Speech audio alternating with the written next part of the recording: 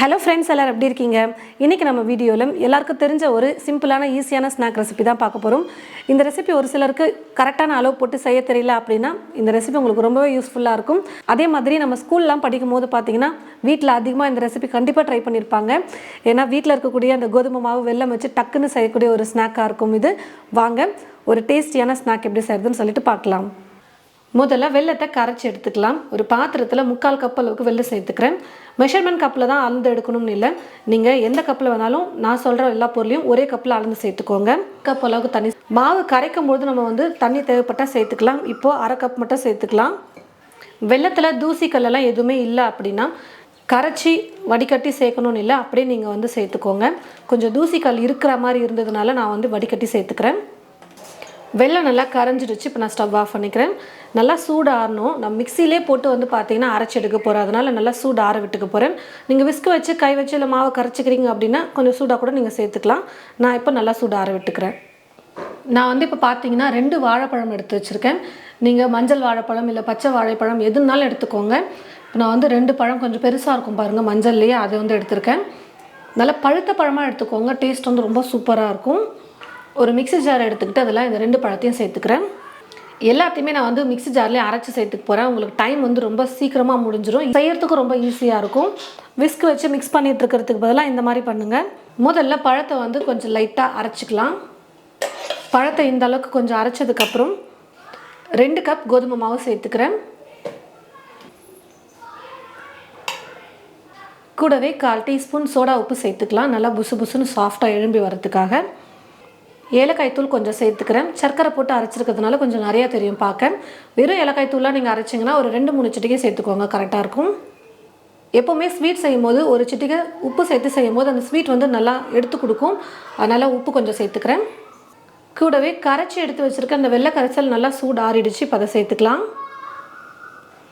மொத்தமாகவே சேர்த்துட்டு நான் அரைச்சி எடுத்துக்கிறேன். ஃபஸ்ட்டே நிறைய தண்ணி ஊற்றிட்டோம்னா ரொம்ப இலக்கமாகிடும்னு தான் நான் வெள்ளை கரைசலில் 1/2 கப் அளவுக்கு தண்ணி சேர்த்துருந்தேன். இப்போது அரைக்கும் போது பாருங்கள் கெட்டி ஆகிடுச்சு. இப்போ கொஞ்சம் கொஞ்சமாக தண்ணி சேர்த்து மாவு அரைச்சிக்கலாம். பாருங்கள் ஃப்ரெண்ட்ஸ், எல்லாத்தையும் சேர்த்து நல்லா நைஸாக அரைச்சி எடுத்தாச்சு.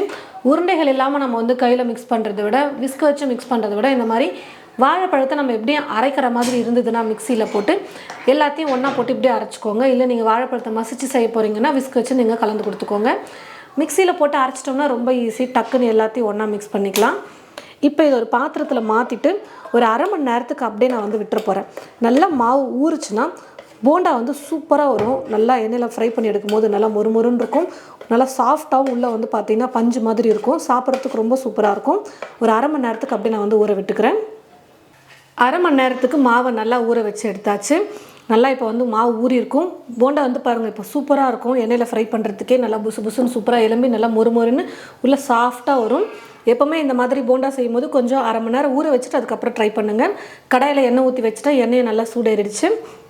ஒரு கிணத்துல தண்ணி எடுத்துக்கிட்டு கொஞ்சமாக கையை நனைச்சிக்கோங்க தண்ணியில். அதுக்கப்புறம் மாவை கொஞ்சம் கொஞ்சமாக எடுத்து நீங்கள் எண்ணெயில் போட்டுக்கோங்க. ஸ்பூனில் கூட போட்டுக்கலாம். நம்ம கொஞ்சம் இலக்கமாக தான் மாவு மிக்ஸ் பண்ணியிருக்கோம். ஸ்பூனில் கூட நீங்கள் எடுத்து சின்ன ஸ்பூனில் நீங்கள் விட்டுக்கலாம். ரொம்ப பெருசாக போடாமல் இந்த மாதிரி குட்டி குட்டியாக மாவு எடுத்து போடுங்க. நல்லா எழும்பி வரும்போது சைஸ் நல்லா பெருசாக வரும். குட்டி குட்டியாக சாப்பிடவும் நல்லாயிருக்கும். உள்ள மாவு நல்லா வெந்திருக்கும், மேலே மொறுமொறுன்னு இருக்கும். இந்த மாதிரி கரண்டியை வச்சு நம்ம இப்படி கலந்து கொடுக்கும்போது நல்லா ஈவனாக கலரும் பார்த்திங்கன்னா வெந்து வரும். இப்படி திருப்பி போடும்போது பார்த்திங்கன்னா ஒரு சில டைம் போண்டா திரும்பவே திரும்பாது. அப்போது இது போல் கரண்டியை வச்சு நம்ம ப்ரெஸ் பண்ணிப்போம். அப்போது இது போல் கரண்டியை வச்சு நம்ம கலந்து கொடுக்கும்போது எல்லா பக்கமும் ஒரே மாதிரி ஈவனாக கலரும் மாறி இருக்கும், வெந்து வந்திருக்கும், பார்க்க நல்லாயிருக்கும். பாருங்கள், கொஞ்சம் கொஞ்சமாக தான் நம்ம மாவு போட்டிருந்தோம். ஆனால் எந்த அளவுக்கு நல்லா எழும்பி சூப்பராக வருது பாருங்கள். வாழைப்பழமும் நம்ம சேர்த்துருக்கிறதுனால நல்லா சாஃப்டாக இருக்கும் போண்டா சாப்பிட்றதுக்கு.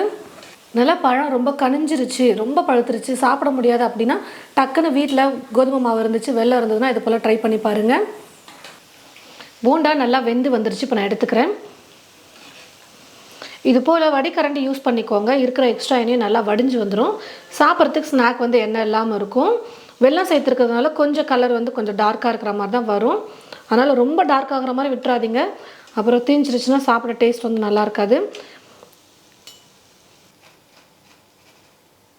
பாருங்கள் ஃப்ரெண்ட்ஸ், ரொம்ப டேஸ்டியாக ஸ்வீட் போண்டா வந்து ரெடி பண்ணிட்டோம். ரொம்ப சிம்பிளான மெத்தட் தான். வீட்டில் கோதுமை மாவு வெல்லம் இருந்துச்சுன்னா டக்குன்னு இது போல் ட்ரை பண்ணி பாருங்கள். வாழைப்பழம் வந்து பார்த்திங்கன்னா ஆப்ஷனல் தான். வீட்டில் ரொம்ப பழுத்த பழம் வேஸ்ட்டாக போகுது அப்படின்னு சொல்லிட்டு தூக்கி போடாமல் இருந்ததுன்னா இது போல் நீங்கள் செஞ்சு பாருங்கள். வாழைப்பழமே இல்லை ஆனால் ஸ்வீட் போண்டா சாப்பிட்ணும் போல் இருக்குது இந்த ரெசிபி பார்த்ததுமே அப்படின்னு நினச்சிங்கன்னா வாழைப்பழத்தை ஸ்கிப் பண்ணிவிட்டு மீதி எல்லா பொருளையும் சேர்த்து நீங்கள் ட்ரை பண்ணி பாருங்கள். ரொம்ப டேஸ்ட் வந்து சூப்பராக இருக்கும். ஈவினிங் சுட சுட குட்டீஸ்லாம் ஸ்கூல்லேருந்து வரத்துக்குள்ளே நீங்கள் மாவு மட்டும் அவங்க வரத்துக்குள்ளே ½ அன் ஹவர் முன்னாடி பிசைஞ்சு வச்சிட்டிங்கன்னா நல்லா ஊறிடும். வந்ததுமே டக்குன்னு எண்ணெயை பற்ற வச்சு மாவை போட்டு நம்ம போண்டா செஞ்சு கொடுத்துடலாம். ஒரு 10 நிமிஷத்தில் போண்டா வந்து ரெடி ஆகிடும். வீட்டுக்கு குட்டீஸ் வந்தோடனே ஸ்நாக் இருக்கா அப்படின்னு தான் ஃபஸ்ட்டு கேட்பாங்க டயர்டாக வரதுனால. இது போல் அவங்க வந்ததும் 10 நிமிஷத்தில் அவங்க ரெஃப்ரெஷ் ஆகிறதுக்குள்ளே நீங்கள் செஞ்சு கொடுத்துட்டிங்கன்னா ரொம்ப விரும்பி சாப்பிடுவாங்க. அப்பப்போ இது போல் நீங்கள் உங்களோட வீட்டில் ட்ரை பண்ணி பார்த்துட்டு எப்படி இருக்குன்னு சொல்லிட்டு மறக்காமல் கமெண்ட் பாக்ஸில் வந்து கமெண்ட் பண்ணுங்கள். இந்த ரெசிபி உங்களுக்கு பிடிச்சிருந்தா மற்றவங்களுக்கும் ஷேர் பண்ணுங்கள். இது போல் நிறைய ரெசிபீஸ் பார்க்க தமிழ் ஃபுட் மசாலா சேனலை மறக்காமல் சப்ஸ்கிரைப் பண்ணிக்கோங்க. கூடவே பக்கத்தில் இருக்கிற பெல் ஐக்கானையும் கிளிக் பண்ணி வச்சுக்கோங்க. தேங்க்யூ.